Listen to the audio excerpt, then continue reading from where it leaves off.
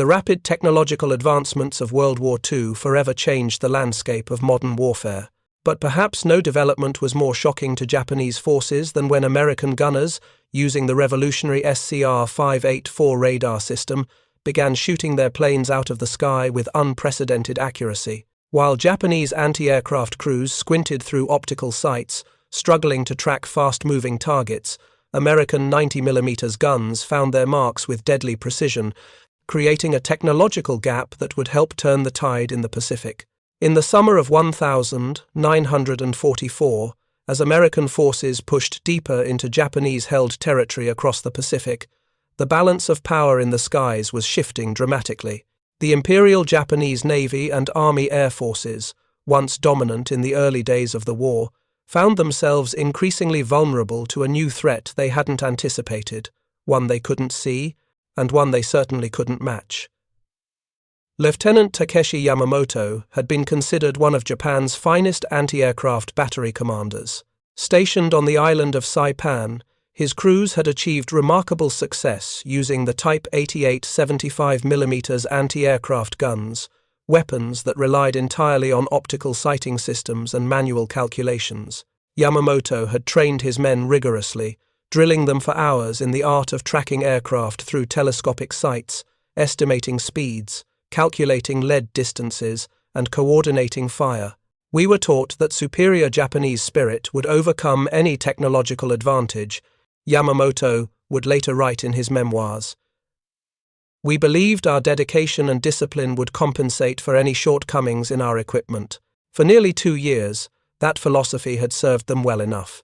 Japanese anti-aircraft batteries, though technologically simplistic, had managed to claim their share of American aircraft through sheer volume of fire and the skill of their gunners.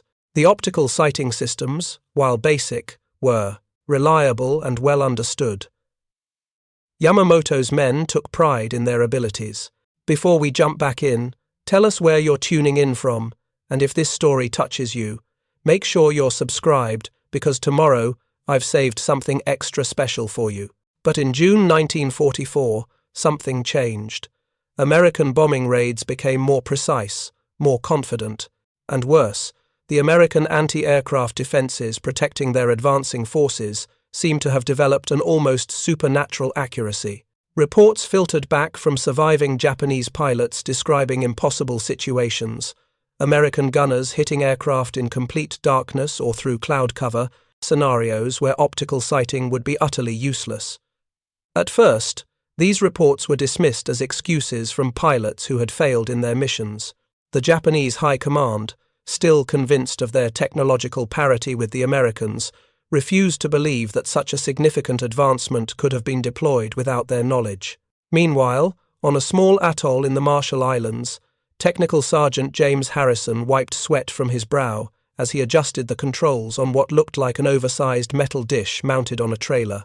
The SCR-584 radar system had arrived in the Pacific Theater with little fanfare just months earlier, but its impact was already being felt across the battlefield.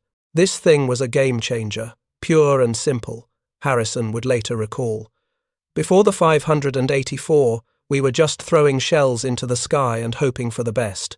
With this beauty, we could track a Japanese plane in total darkness, through clouds, at ranges our boys with optical sights couldn't dream of. The SCR-584 was a technological marvel, the result of intensive research at MIT's Radiation Laboratory. Operating in the microwave spectrum at 3 GHz, it could track aircraft with remarkable precision, feeding targeting data directly to the fire control systems of the 90mm anti-aircraft guns. The system used conical scanning to achieve exceptional accuracy, automatically following targets once acquired and continuously updating firing solutions. What made the system truly revolutionary was its integration with the M9 gun director, essentially an analog computer that could process the radar data and calculate precise firing solutions in real time. Together, these technologies created an anti-aircraft system of unprecedented effectiveness. On the night of July 3, 1944, Yamamoto's world changed forever. A flight of 18 Japanese bombers approached Saipan under the cover of darkness, confident that the low cloud ceiling and moonless night would shield them from American defenses. Yamamoto's men stood ready at their guns, straining to hear the approaching aircraft, knowing that in such conditions, their optical sights would be nearly useless. "We heard them before we saw them," recalled Private Kenji Tanaka, one of Yamamoto's gunners. "The sound of their engines somewhere above the clouds. We elevated our guns based on sound alone, ready to fire when, if, they became visible." But then something extraordinary happened. The night suddenly erupted with American anti-aircraft fire. Despite the darkness and cloud cover, the 90mm guns were firing with remarkable accuracy, their shells bursting precisely where the Japanese planes were flying. Within minutes, 7 of the 18 bombers had been hit, their flaming wreckage illuminating the night sky as they plummeted toward the ocean. "It was as if the Americans could see through the clouds themselves," Tanaka would later say, "as if they had the eyes of demons that pierced the darkness." The surviving Japanese aircraft scattered, abandoning their mission and fleeing back to their bases. For Yamamoto, watching the inexplicable accuracy of the American fire, a cold realization began to dawn. They were facing a technological advancement that rendered much of their training and equipment obsolete. The following morning, Yamamoto requested an urgent meeting with his superior officers. "There is something new in the American defenses," he reported. "Something that allows them to target our aircraft with precision even when they cannot possibly see them. I believe they may have deployed some form of new detection technology." His concerns were initially dismissed. General Hideki Tojo, commanding the island's defenses, scoffed at the suggestion. "The Americans are simply lucky, or perhaps they have better trained spotters." "There is no magic device that can see through clouds, Lieutenant. Focus on improving your men's skills rather than inventing excuses for their failures." But Yamamoto wasn't convinced. He began collecting reports from pilots who had encountered this new American capability. The accounts were consistent. American anti-aircraft fire had suddenly become devastatingly accurate, regardless of weather conditions or time of day. Something fundamental had changed. Thousands of miles away, in a Washington, D.C. office, Colonel William Burns reviewed the latest performance reports of the SCR-584 systems deployed to the Pacific. The numbers were even better than expected. In the Marianas campaign alone, the radar-guided 90mm batteries had achieved a 90% increase in hit probability compared to conventionally sighted guns. Aircraft kill rates had tripled. "Gentlemen, the radar revolution is paying dividends beyond our most optimistic projections," Burns told the assembled military planners. "The Japanese have no effective counter to this technology. Their continued reliance on optical sighting has placed them at a severe disadvantage that they cannot hope to overcome in the short term. Preparing and narrating this story took us a lot of time, so if you are enjoying it, subscribe to our channel. It means a lot to us." Now, back to the story. What the Americans didn't fully appreciate was the psychological impact their new technology was having on Japanese forces. 4. Pilots who had once felt relatively safe when cloud cover or darkness concealed their approaches, there was now a growing sense that nowhere was truly safe. The invisible reach of American radar created an atmosphere of constant vulnerability that began to affect morale and operational planning. In August 1944, the Imperial Japanese Navy conducted an analysis of aircraft losses over the previous 2 months. The results were alarming. Loss rates to anti-aircraft fire had increased by over 200%, despite no significant change in mission profiles or aircraft numbers. Something had fundamentally shifted in the Americans' defensive capabilities. Captain Mitsuo Fuchida, one of Japan's most experienced naval aviators, and the man who had led the Pearl Harbor attack, was assigned to investigate the phenomenon. Unlike some of his more tradition-bound peers, Fuchida had a keen appreciation for technology and its role in modern warfare. After reviewing the evidence and interviewing dozens of pilots who had encountered the new American defenses, Fuchida reached a conclusion that would send shockwaves through the Japanese high command. "The Americans appear to have deployed a new type of detection equipment," he reported.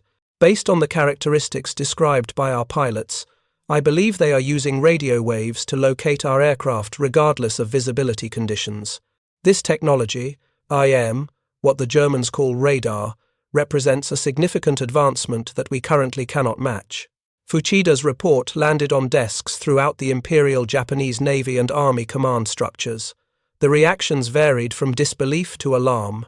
Japan had been experimenting with early forms of radar technology, but nothing approaching the sophistication of the SCR-584.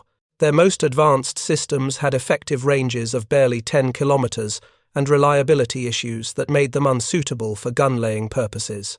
Admiral Isoroku Yamamoto, commander of the Combined Fleet and no relation to Lieutenant Takeshi Yamamoto, immediately grasped the strategic implications. If the Americans can see our aircraft in all conditions, and we cannot see theirs, we face a disadvantage that courage alone cannot overcome, he noted in his private journal. We must accelerate our own radar development program immediately. But Japan's technological base and industrial capacity were already stretched to the breaking point by 1944. Resources for developing advanced electronics were scarce, with priority given to aircraft and ship production. The expertise needed for cutting-edge radar development was limited, and critical materials were increasingly difficult to obtain as American submarines tightened their stranglehold on Japanese shipping. Meanwhile, more SCR-584 systems arrived in the Pacific each month. American technical crews became increasingly proficient at maintaining and operating the complex equipment, and gunners grew more adept at interpreting and acting on the targeting data provided. The system's effectiveness continued to improve. The impact on Japanese air operations was profound. Mission planners were forced to reconsider basic assumptions about when and how aircraft could safely operate. Routes had to be revised, altitudes changed, and tactics modified, all in an attempt to counter a technology they couldn't match. By September 1944, Lieutenant Yamamoto's fears had been confirmed by bitter experience. During an American carrier raid on Japanese positions in the Philippines, his anti-aircraft battery engaged attacking aircraft with their traditional optical sighting methods. Despite firing thousands of rounds, they claimed only 3 probable kills.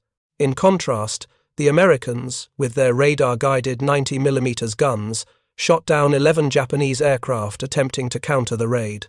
The technological disparity was no longer theoretical. It was being measured in pilots' lives and lost aircraft that Japan could increasingly ill afford to replace. "We are fighting with the weapons of the last war," Yamamoto wrote to a fellow officer. "While the Americans fight with the weapons of tomorrow, our gunners squint through telescopes, while theirs see with invisible rays that pierce clouds and darkness alike. How can spirit compete with such sorcery?" The Japanese military, traditionally resistant to change and often dismissive of foreign technological superiority, was slowly being forced to acknowledge reality. Emergency programs were initiated to develop domestic radar systems comparable to those of the Americans, but progress was painfully slow. Major Hiroshi Nakamura, assigned to Japan's radar development program, faced near-impossible challenges. "We understand the basic principles," he reported to his superiors, "but the Americans have had years of focused development with resources we cannot match. Their SCR-584 uses components and manufacturing techniques that are currently beyond our industrial capabilities. Even with our best efforts, we remain at least 2 years behind. Those were 2 years Japan didn't have." As American forces island-hopped closer to the Japanese homeland, the technological gap in anti-aircraft defenses became increasingly apparent. Japanese pilots reported that flying near American fleet concentrations or beachheads had become nearly suicidal, with radar-guided fire creating virtual walls of flak that seemed impossible to penetrate. The psychological impact extended beyond just the pilots. Japanese ground forces, once confident in their anti-aircraft protection, now looked up with increasing anxiety, aware that their own guns were woefully inadequate compared to the American systems. The knowledge that American bombers could operate with near impunity, while Japanese aircraft were increasingly vulnerable, created a sense of inevitable defeat that was difficult to counter. By early 1945, the situation had grown desperate, with American forces established on Iwo Jima and preparing for invasion of Okinawa. Japan faced the reality that its homeland would soon be within range of American bombers operating under the protection of radar-guided defenses, while its own cities remained defended by increasingly obsolete optical systems. Lieutenant Yamamoto, now transferred to homeland defense duties near Tokyo, watched the technological disparity play out in increasingly one-sided engagements. American B-29 bombers, flying at altitudes beyond the effective range of most Japanese anti-aircraft guns, dropped their payloads with increasing precision, while radar-guided defenses protected American forces from Japanese counterattacks. "We are fighting not just against American industry and manpower," Yamamoto confided to his diary, "but against American science and ingenuity. Our leaders speak of spirit and sacrifice. But how does one sacrifice oneself effectively against an enemy that can see in darkness and through clouds? How does courage stand against technology so advanced it seems like magic?" The answer, tragically for Japan, was that it often couldn't. The technological gap between Japanese optical anti-aircraft sighting and American radar-guided systems represented more than just a tactical disadvantage, IMCA. It symbolized a fundamental disparity in industrial and scientific capability that Japan could not overcome in wartime conditions. For Technical Sergeant James Harrison and his radar crew, the war had taken on a surreal quality. Their SCR-584 radar unit had become something akin to a crystal ball, revealing Japanese aircraft long before they became visible to the naked eye. The contrast between their technological advantage and the increasingly desperate Japanese tactics was stark and sometimes unsettling. "We could track them coming in from over 40 miles out," Harrison explained to a war correspondent in February 1945. "By the time they reached our 90mm guns range, we already had perfect firing solutions. It wasn't really a fair fight anymore. Sometimes I almost felt sorry for them." Almost. The SCR-584's conical scanning system, which rotated 4 times per second, provided continuous target updates to the connected M9 director. This analog computer processed the data and transmitted precise firing coordinates to the 90mm gun batteries. The result was an integrated system that could track an aircraft traveling at 400 miles per hour and place a shell within 20 feet of it at ranges exceeding 10,000 yards. For the Japanese pilots facing this invisible net, the experience was terrifying. Lieutenant Kenji Watanabe, one of the few experienced Japanese naval aviators still alive by early 1945, described the psychological impact in a letter home that was later recovered from a downed transport. "It is as though the Americans have enlisted yokai, supernatural spirits, to guide their shells. We fly through clouds thinking we are hidden, only to find explosions blooming around us with impossible accuracy. There is no escape, no sanctuary. They see what cannot be seen. How does one fight against such power?" The answer, increasingly, was that Japan couldn't. The technological disparity had grown too great, and efforts to close the gap came too late. Japan's own radar development program, chronically underfunded and lacking critical materials, produced only rudimentary systems with limited range and poor reliability. Colonel William Burns, now overseeing all radar-guided anti-aircraft deployments in the Pacific Theater, had compiled statistics that told the story in stark numerical terms. By March 1945, radar-guided 90mm batteries were achieving a kill ratio 5 times higher than comparable optically sighted Japanese guns. American bomber losses to anti-aircraft fire had decreased by 68% when operating in areas defended by SCR-584 systems. The Japanese are now actively avoiding areas where they know our radar-guided batteries are deployed, Burns reported to General Douglas MacArthur's headquarters. Their pilots have taken to calling our defended zones ghost areas, places where invisible eyes watch and death comes without warning. Back in Japan, the Imperial High Command was finally coming to terms with the magnitude of the technological gap they faced. Emergency meetings were called to address the crisis, with representatives from the Army, Navy, and scientific community struggling to find solutions. Professor Hideki Yagi, one of Japan's foremost electronics experts, and the inventor of the Yagi-Uda antenna that ironically formed a component of many Allied radar systems, presented a sobering assessment. Even if we were given unlimited resources today, which we do not have, we could not match the American SCR-584 system for at least 18 months, he told the assembled military leaders. They have benefited from years of concentrated research at institutions like the MIT Radiation Laboratory, with thousands of scientists and engineers dedicated to the problem. We simply cannot compress that development timeline sufficiently to affect the current conflict. General Korechika Anami, the army minister, pounded the table in frustration. Are you saying there is no counter? That our pilots must simply accept being shot from the sky by this American witchcraft? Professor Yagi's response was measured but blunt.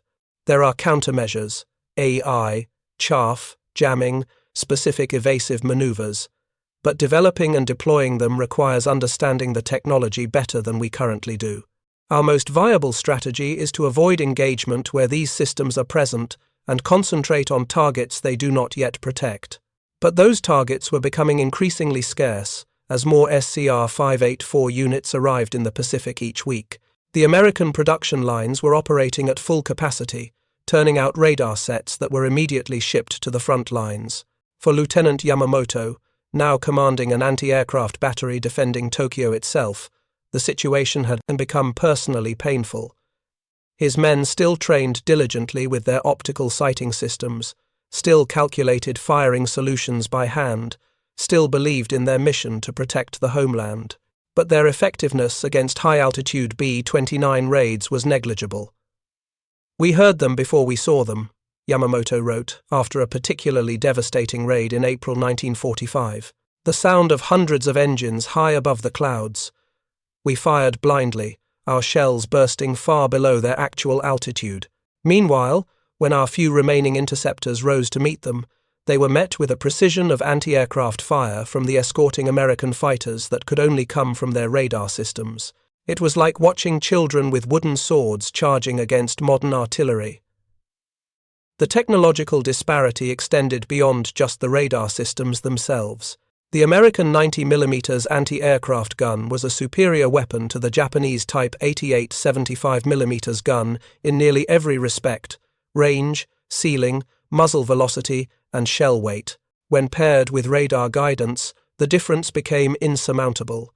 Captain David Reynolds, commanding a 90mm battery on Okinawa during the final stages of that brutal campaign, described the one-sided nature of the anti-aircraft duel. The Japanese would send in their planes, usually at dawn or dusk when visibility was poor, hoping to catch us off guard. But our 584 would pick them up the moment they came within range. We'd have our guns laid, fuses set, and be tracking them a good 15 minutes before any optical system could have spotted them. By the time they realized they were being tracked, our first salvo would already be on the way. The results were predictable and devastating. During the Okinawa campaign, radar-guided American anti-aircraft batteries claimed over 300 confirmed Japanese aircraft destroyed, a rate of success unprecedented in military history up to that point. The Japanese, desperate to counter this advantage, attempted various tactics. They tried low-level approaches to get under the radar coverage, only to encounter devastating fire from proximity-fused anti-aircraft shells. They attempted mass raids, hoping to overwhelm the tracking capabilities of the SCR-584, but the system could hand off targets between units, maintaining continuous coverage. Some pilots even resorted to suicidal ramming attacks, AIS, the infamous kamikaze, reasoning that if they were going to die anyway, they might as well take an American ship with them. None of these approaches satisfactorily addressed the fundamental problem. Japan was fighting a modern war with previous generation technology. The SCR-584 and its associated fire control systems represented a generational leap that Japan's wartime industry simply couldn't match. In June 1945, as American forces consolidated their position on Okinawa and prepared for the anticipated invasion of the Japanese home islands, the technological gap reached its zenith. American radar networks now formed an almost continuous umbrella of coverage over their forces, while Japanese air defenses remained reliant on systems that had been cutting-edge in 1939, but were hopelessly obsolete by 1945. Dr. Vannevar Bush, the civilian director of the Office of Scientific Research and Development that had overseen much of America's wartime technology development, summarized the situation in a confidential memo to President Truman. The radar-guided anti-aircraft systems deployed in the Pacific represent one of the most significant technological asymmetries in modern warfare. The Japanese lack both the industrial base and the scientific infrastructure to develop comparable systems in any timeframe relevant to the current conflict. This advantage alone would eventually guarantee Allied air supremacy, even without considering our other technological and material advantages. For the Japanese pilots who continued to fly against these odds, the experience was increasingly fatalistic. Lieutenant Commander Minoru Genda, one of the architects of the Pearl Harbor attack and still an active pilot in 1945, described the psychological impact. "We no longer speak of victory, only of meaningful death. When your enemy can see through clouds, track your every movement from beyond visual range, and place explosive shells in your path with uncanny precision, what hope remains? Yet we fly, because to do otherwise would be to admit that spirit alone cannot overcome material superiority, a truth too painful for many to accept." This painful truth was becoming impossible to ignore, however, as American B-29 bombers ranged freely over Japanese cities, protected by both their high operating altitude and escort fighters equipped with their own radar systems.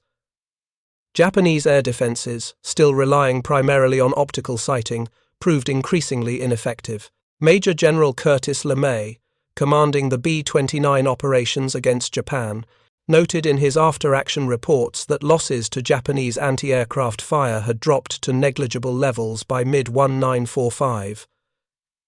Their AA defenses are essentially blind at night and in overcast conditions, he wrote. Our radar countermeasures teams report minimal sophisticated electronic opposition. They simply lack the technology to effectively engage our aircraft under anything but ideal visibility conditions. The human cost of this technological disparity fell heavily on Japanese society. As American bombs fell on industrial centers and eventually cities, the inadequacy of Japan's anti-aircraft defenses became painfully apparent to civilians. Watching tracers reaching vainly toward the sound of engines hidden above the clouds, seeing shells burst harmlessly thousands of feet below the actual altitude of the bombers, the Japanese people could physically observe the technological gap that was helping to lose them the war. For Lieutenant Yamamoto, who had warned of this disparity a year earlier, there was no satisfaction in being proven right. By July 1945, his anti-aircraft battery outside Tokyo had been reduced to more of a symbolic gesture than an effective defense. With ammunition increasingly scarce and the few remaining experienced gunners being transferred to ground combat units in preparation for the expected American invasion, the air defense system was collapsing. Today we tracked an American reconnaissance plane by sound alone, he wrote in what would be his final diary entry. It flew directly over Tokyo at high altitude, photographing the city for future bombing raids. We fired, knowing the shells would fall far short. The crew likely never even noticed our efforts. What warriors we have become, shouting defiance at metal birds beyond our reach, guided by invisible rays we cannot counter. The story of the SCR-584 and its impact on the Pacific War remained largely untold in Japanese historical accounts after the conflict. The focus instead fell on the atomic bombings of Hiroshima and Nagasaki, the Soviet entry into the war, and the collapse of the Japanese economy under blockade, all factors that more comfortably explain defeat than acknowledging a fundamental inability to match American technological innovation. Yet for those who had faced the system directly, its impact was never forgotten. Masatake Okumiya, a senior Japanese naval aviator who survived the war, would later write, "The American radar-guided anti-aircraft systems created a psychological barrier as powerful as any physical weapon. To know that your enemy could see you when you could not see them, to know that their shells would find you in darkness or clouds where previously you had found safety, this knowledge broke the spirit of many of our finest pilots in a way that mere danger never could." The legacy of this technological disparity extended well beyond the war itself. Japan's post-war economic miracle would be built in part on a national determination never again to fall behind in critical technologies. The electronics industry became a particular focus, with Japanese companies eventually becoming world leaders in fields related to the very radar technology that had once been their nemesis. For the American forces who had deployed and operated the SCR-584 systems, there was professional pride but also sometimes ambivalence about the one-sided nature of the advantage it provided. Technical Sergeant Harrison, in an interview decades after the war, reflected on this duality. "We knew we were saving American lives, and that was what mattered most. Every Japanese plane we shot down was one that wouldn't be dropping bombs on our boys. But there were times, watching those blips on the screen, knowing the pilots had no idea they were being tracked, that it felt almost unsporting. They never had a chance. Technology had simply outpaced their ability to respond. I guess that's war. You use every advantage you can get. But I never took any pleasure in it." The SCR-584 radar system represented more than just an incremental improvement in anti-aircraft technology, ISE. It was a paradigm shift that fundamentally altered the nature of aerial warfare. Combined with proximity-fused shells and the computer-controlled M9 gun director, it created an integrated air defense system that rendered previous methods obsolete. For Japan, caught on the wrong side of this technological revolution without the industrial or scientific base to respond effectively, it became one more nail in the coffin of their wartime ambitions. Their reliance on optical sighting systems that had been state-of-the-art at the war's beginning proved catastrophically inadequate against an enemy who had mastered the art of seeing the invisible. As the war in the Pacific reached its final stages in August 1945, the disparity in anti-aircraft technology stood as a microcosm of the broader gap that had opened between the combatants. American industry had not only outproduced Japan, but had fundamentally out-innovated them in critical areas that directly affected battlefield outcomes. When Emperor Hirohito finally announced Japan's surrender on the 15th of August 1945, the technological gulf, exemplified by the radar-guided anti-aircraft systems, was not mentioned among the reasons for defeat. Yet for those who had experienced its effects firsthand, its contribution to the final outcome was undeniable. Lieutenant Yamamoto survived the war, one of the fortunate ones. In the post-war rebuilding of Japan, he would eventually find work with a small electronics company that would, ironically, become a supplier of components for radar systems. When asked years later about his wartime experience, he would reflect philosophically. "We were defeated not just by American numbers or resources, but by American innovation. Their radar systems let them see what we could not, a metaphor, perhaps, for the broader conflict.